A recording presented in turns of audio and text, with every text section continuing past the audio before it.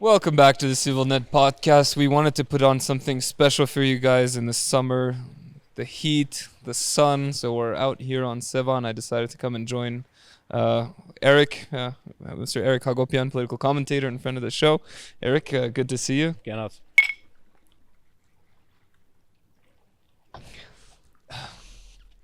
So this summer special, let's kind of let's bust some myths that exist in the diaspora.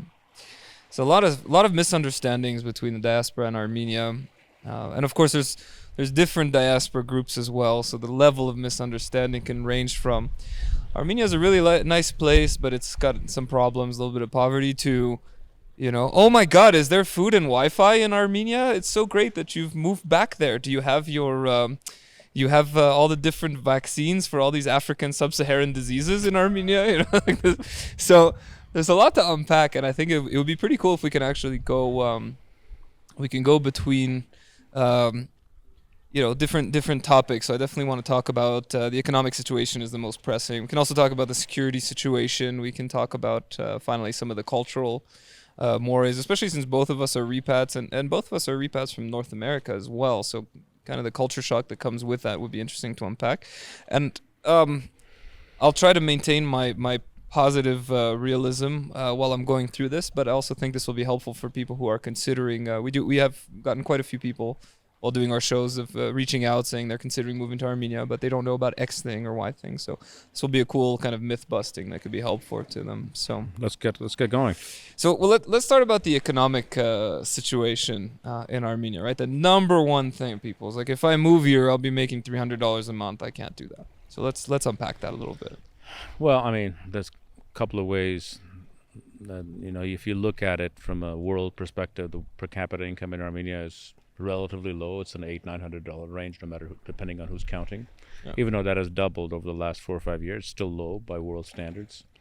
By world standards, we're considered, I think, a mid-level income. Yeah, we're middle income country. Yeah, now. But then that comes from a world average, which is very low. The world average income is actually 10,000. It's a mix of every country from Liechtenstein to the poorest African country. So that is the reality of the country as far as where we're fitting in. Obviously, this country's had very substantial economic growth over the last, in fact, since 2016-17 on, even a year before the revolution, except for the COVID year. We've had economic growth above 5%, in certain cases above 8 to 10%, which has actually broadened the pool and widened the possibilities. I think the key to understand as far as your job prospects about coming to Armenia is you have to understand what the market demands, and there's what the market demands. If there's technical skills, especially in the IT sector, there will be great demands and much higher salaries than usual, than normal. I mean, it's not out of the question for people to make $6,000 to $8,000 a month, if not more.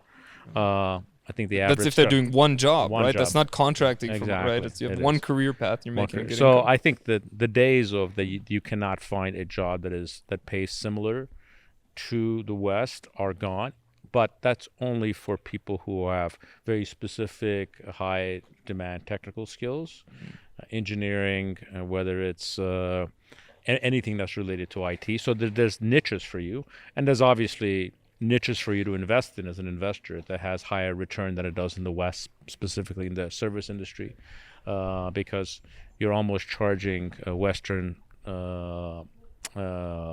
prices while your labor costs are dramatically lower than the West.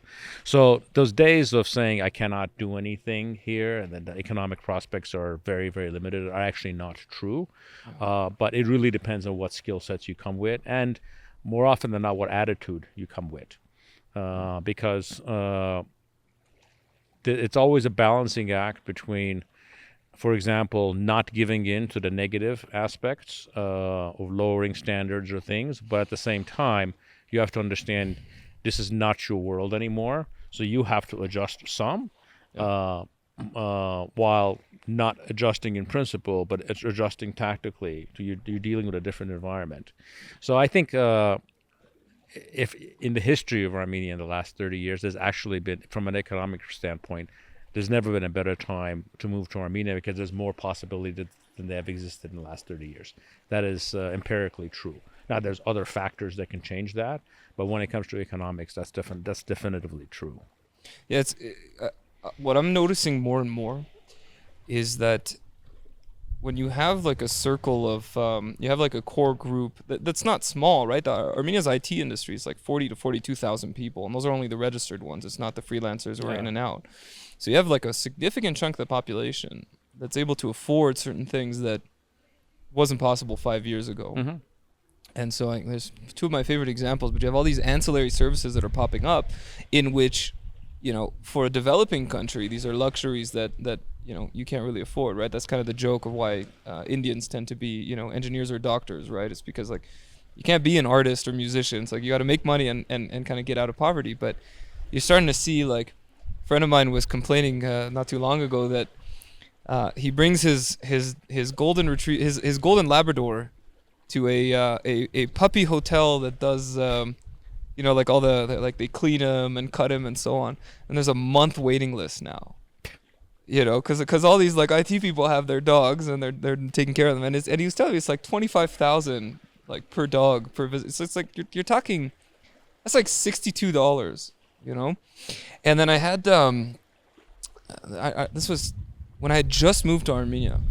I bumped into this Beirutsi this young girl who came after the explosion. And I asked her, like, what do you want to do? And she said, you know, I really love animals. Like, my dream is to open some kind of animal care, you know, like a dog hotel as well. And we were babysitting a dog a year ago. And I thought, you know, she's good with animals. So I gave her a call. And she said that she's actually now so successful that she actually hired a local girl. So she came here to start a business, hired a local. And they now do dog walking, pet care, pet sitting, and so on. So you have all these things that just you thought you wouldn't be able to make a living off of. Well, But I mean, really, those are not good examples for me, because that's stuff like that drives me crazy. Still, given the other dire issues that we have with people, refugees and things like that, always rub me the wrong way. But I understand that people are spending money on their pets. Yes, I understand. But I understand it, and it's part of the growth process. But there's a part of it that makes me quite uncomfortable when I as people get wealthier, they want nicer things, they want a higher standard of living, and if they're not going to get it in their home country, they're going to go somewhere else and they're going to get it, right? Yeah. So this is the thing that's important, because at the end of the day, this is somebody who now directly employs someone else. Yeah. I'm very sure that they pay taxes if she has a registered company and so on, right? So it's kind of like the license plate thing, right? Is that people, like, it just bothers me now. I can't unsee it. Like, I always know who's an imbecile in Yerevan now, because I know that they paid extra to have matching numbers on their license plate. So for those who don't know, it's like a cultural thing in Armenia. It's like a prestige thing that if you have sequential numbers on your license plate, and so people will pay money for that. And I'm just going, like, this is the dumbest thing, as you said, right? We have Artsakhtsis that need help. You have all kinds of causes you can donate to, or you can spend your money more wisely. But no, people are paying on their crappy car to have a license plate. But all the government did is they legitimized it, and now there's tax money that goes into the budget, and you can buy fancy guns and explosives and stuff that can protect us. So, you know, it's far be it for me to tell people how to spend their money, but as long as it goes into the system and can afford us better stuff to protect ourselves or a higher standard of living, why not? Yeah, I mean, I have this somebody who used to work for my marketing agency, and we actually poached her from another Armenian startup, and I love giving her as an example, because she's so inspiring. She's really wonderful. It's a young girl in her 20s, really smart, speaks perfect English. So we taught her the basics of marketing and Facebook ads specifically. That's what we had her on. And then when we kind of transitioned out of the agency model, we kind of slimmed things down. We had to unfortunately kind of let her go, not because of anything that she did, but just it's time to go. She actually started her own agency. I'm still in touch with her. She flew out to Dubai for a month just for networking purposes. So just imagine 10 years ago you had young, beautiful Armenian girl, single, unaccompanied, just flies to the Emirates to go to all these networkings, get clients and so on, then come back here and build a successful business. And you're starting to see that, and it's really inspiring to see this. Well, the magic phrase you use is young woman, and I was speaking to ASOF the other day in one of their functions, and the Armenian Society of Fellows, just for and context. And I said, it's a line that I've used before, that if the average citizen of the Republic of Armenia was a 26-year-old woman, Armenia can become Switzerland overnight. because there's levels of functionality that young people have here that are quite stark from the older generation.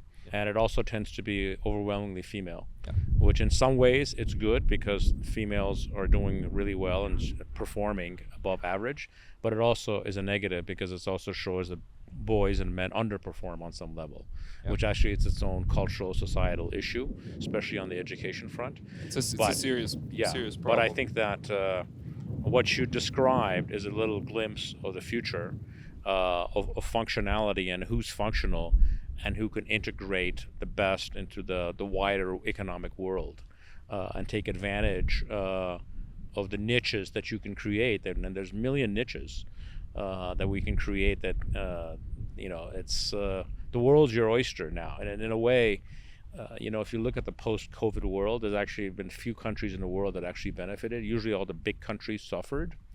But any country that had large number of independent employees, people who have their own small businesses that have a market in the world, they all overperformed. And I think, in fact, if I was to guess, some of the economic growth that we've had is a reflection of that. Is the overperformance that comes from the post-COVID world, which is far more liberal about working and getting services from around the world. Well, this is kind of the thing, right? Is that there's kind of this misconception that you're going to take a step back in standard of living if you move to Armenia, even as a digital nomad, but it's your patriotic duty. And I always try to avoid that kind of language because, I could be in Cyprus, I could be in Thailand, but it's like if you're really just looking for a lower cost of living, I mean, you can move to Bangladesh or Pakistan, right? It's like it's not. That's not the main driver here. There's definitely something electric in the air. The startup scene is really interesting, and all the ancillary services that are popping up around it. There's always something. A friend of mine was asking me from Canada, saying, if I come to Armenia, what will I do? Like, I'm not a tech person. I said, yeah, but you speak fluent, like perfect American English. You speak French, you speak Arabic. He's a Lipanahai, and you speak Armenian. And he was in sales with me back in the day, like more than a decade and a half ago. He's a fantastic sales guy.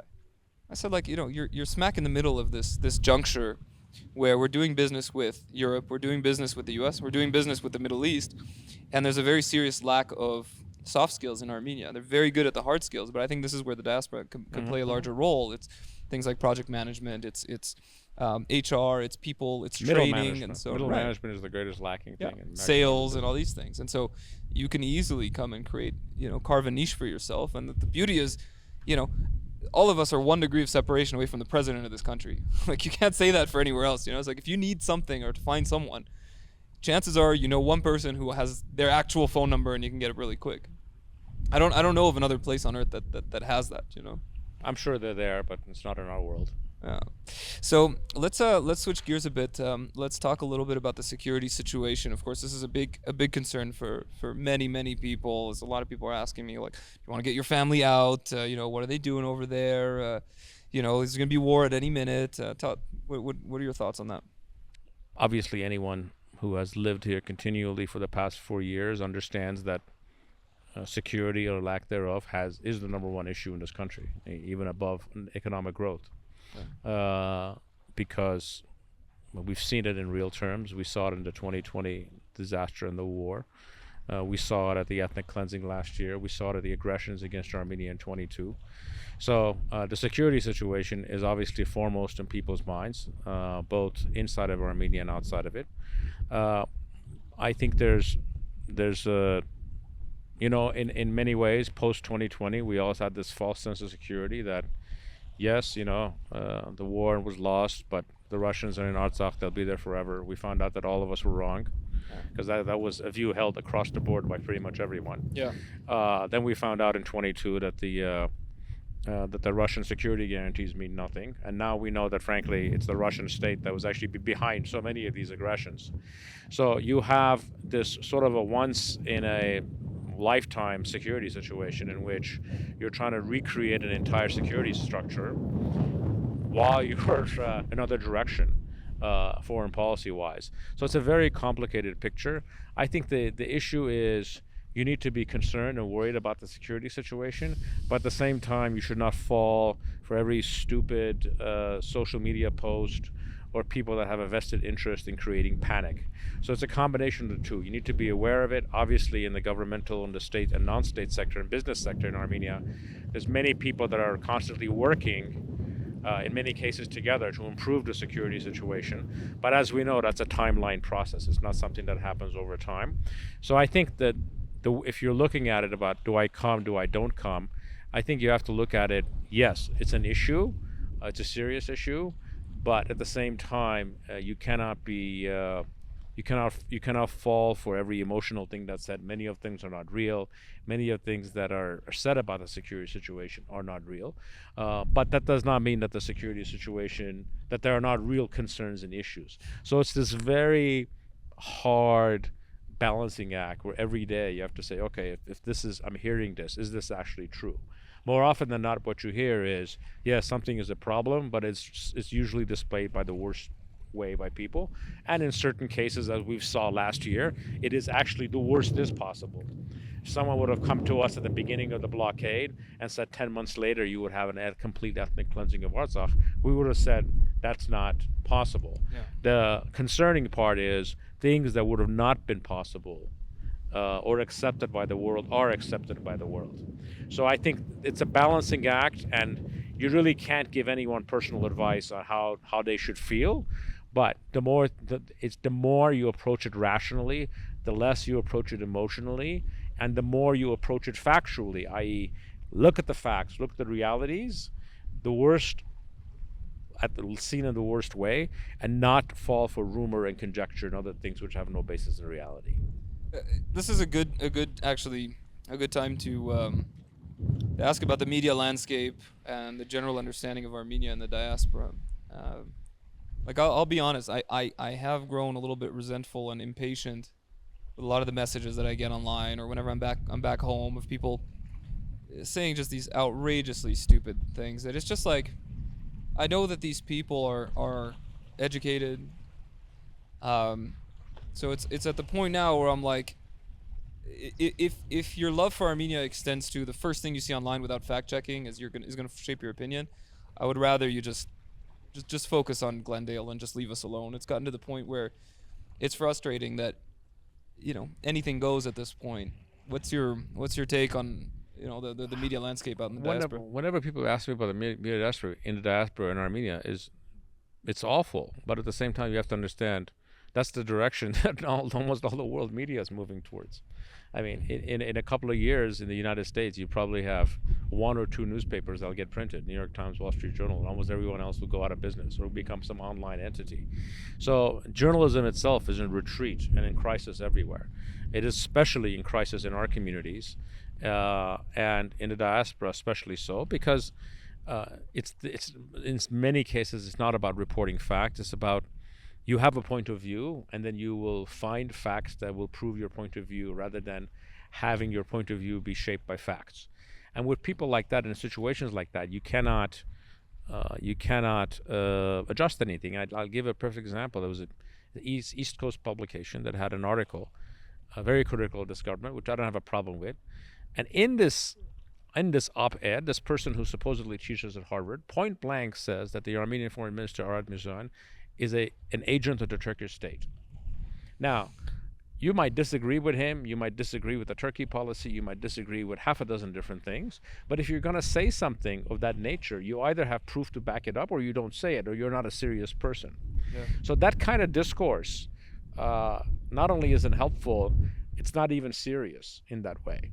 But obviously, media landscape in Armenia is quite poor. Frankly, the government has its own proxies, and they have their own online newspapers, online social media that pushes their line. And you have the equally idiotic, if not more idiotic, opposition that will, sensationalize things, like the recent, movement with Sirpazan. Was greatly driven by diaspora social media on a scale, in fact, far greater than it was in Armenia. Not that it was not impactful in Armenia or seen, but if you were in the diaspora, you thought that the country is on the verge of revolution, which could not be further from the truth. Yeah, it was quite calm. I think that overall media landscape is poor, information landscape is poor, but I think unfortunately this is a problem that is all encompassing. But listen, as a consumer, I think you almost need to start teaching information, the use of information in schools. It's like you're going to be exposed to all of it, but verify, question the source, question the motivations. And as I said before, question my motivation, question our motivation. You just have to question everything and then come to your own conclusions. I think part of it is it's like the two sides of the coin that feeds into each other. You know, it's on the one hand you have these nefarious actors. You have one political organization that is very prominent in the diaspora that has actual nefarious intentions. Everyone knows who I'm talking about. I'm not going to pretend otherwise. And these are 5% of the diaspora, but they're extremely loud. The problem is the second half of that is that our cultural kind of identity has really been shaped by the traumas that we've experienced, and unfortunately, and this was something that was it was an adjustment period for me here in Armenia, because it was this dose of reality, and there's like, culturally we're willing to believe the worst possible stuff about Armenia because it fits in with our victim narrative, and we are very ready to dismiss all the good things, So whenever I'll post something on social media about here's the positive economic trends, there's always someone's like, well, actually, if you look at the numbers and so on, and then it's like, well, actually, the prime minister is handing over the entirety of Tavush, and that same person is going to reshare and be like, next he's going to give Yerevan, and you're like, dude, totally okay with you to fact check me, but like, fact check, be consistent. And there's just this desire to be victims, and it's just gotten exhausting. Well, I think it's much more broader than that. It's actually, there's a category of people that actually have a vested interest in bad news in Armenia. Yeah. And that actually has nothing to do with political organizations. There's many people who left here 20, 30 years ago who you cannot convince of anything. If you tell them a road is built, they'll tell you didn't write on it. Because people have to, people come and go for their own reasons, and there's really no one has any right to judge anyone because of that. But there's a market out there for vested bad news in Armenia, because it justifies your job driving a taxi in North Hollywood. So I think that, not that there's anything wrong with driving a taxi, but it's just many people leave Armenia and they have disappointed lives, and they take it out on trying to prove to you that how right they were in their decisions. But I think there's also the political aspect that you're discussing, which is essentially facts designed to push a narrative and push a particular political agenda. What we can do about it, listen, I think I always tell people, if you want to know what's going on, just come here. Because I've seen countless times, friends, family, especially over the last 6 months to a year, and they come here and the first thing they will tell you is the differences in their perception of the reality. And because the perception is so negative, the results tend to be rather positive, because they think that the situation is far more dire than it is. So I think I don't have much confidence or faith in our ability to change those things, because those are patterns that are set, they're very deep in the making, and we have an aversion to positive news. And if you understand modern social media, frankly, modern social media is actually a negative tool. It's not a tool. If you put up something positive and you put up something outlandishly negative, the negative one will get 5 times more views and forwards. Well, so since we're talking about culture, what are some cultural myths that moving here has busted for you?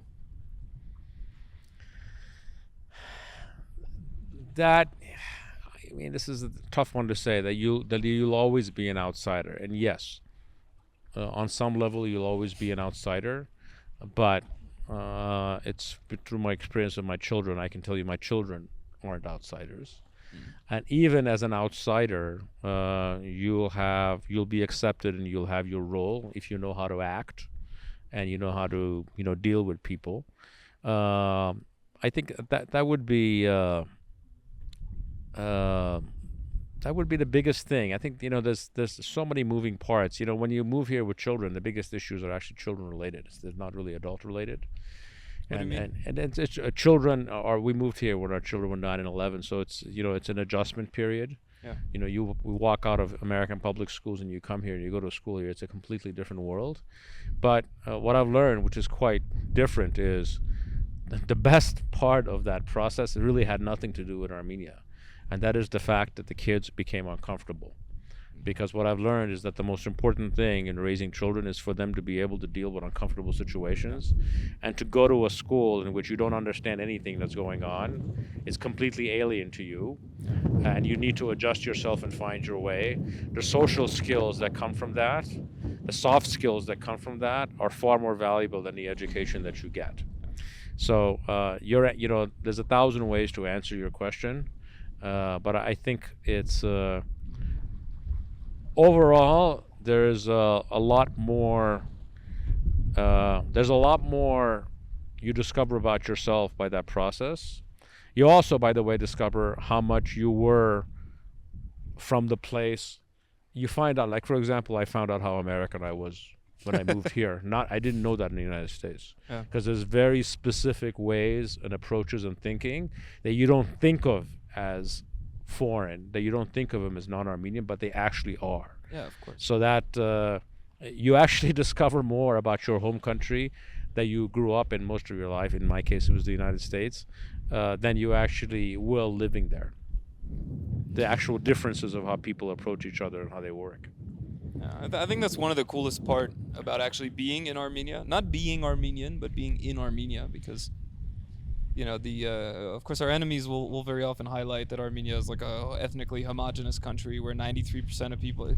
Yeah, however, the diversity that we get really comes from the fact that you'll bump into Armenians from absolutely everywhere, and so you have there's this funny anecdote, but every time I go home, I have this long list of restaurants and cuisines that I miss, and last summer was the first time where I had nothing that I had to go and check, because now you have French Canadian poutine in Armenia, brought by the Montreal Armenians, and then you have the first ever conveyor belt sushi restaurant in the entire region, brought by a Japanese who married an Armenian, and you have you have good Iranian food. You've got not enough of it. Yeah, that's fair enough, but you've got empanadas here, opened by two Argentinian Armenians, a new one that just opened. So like there's nothing lacking, and it's brought by the Armenians, and it's really interesting to see. There's this we know who we are, as you always say, but at the same time we're kind of this hodgepodge and this collection of trying to figure out who we are. Of course, like, I'm biased, but you have incredible Syrian Armenian food, that you have Middle Eastern food with the spices and the flavors, and so it's just a really cool time to be here in spite of everything, and that's why I remain very hopeful for this country. Yeah, very much so. Eric John, cheers. Good nuts.